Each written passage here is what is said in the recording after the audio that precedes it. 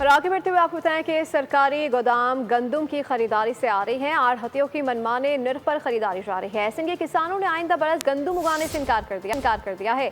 महंगे बीज, स्प्रे, ज़रूरी मशीनरी और डीजल के बायस फसल की लागत में इजाफा देखने में आया।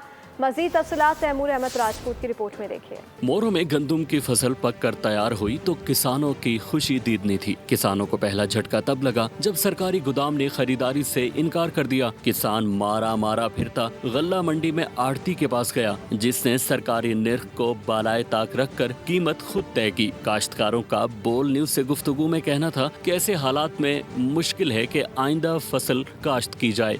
गंदम काटने का सिलसिला तो शुरू हो चुका है। कई जगहों पर गंदम जो मालकान है वो गंदम ही नहीं काट रहे, क्योंकि उनके जो अखराजात है ज़रियालातों के वो ज़्यादा है और गंदम के रेट कम है। इस साल गंदम का रेट नहीं मिला तो अगले साल हम गंदम का मुकम्मल तौर पर बाइकाट करेंगे। दफ़ा की है अगले साल मेरा इरादा नहीं है। मेरा इरादा है सिर्फ मैं अपने घर के लिए जितनी गंदम हो वो काश्त करूँ।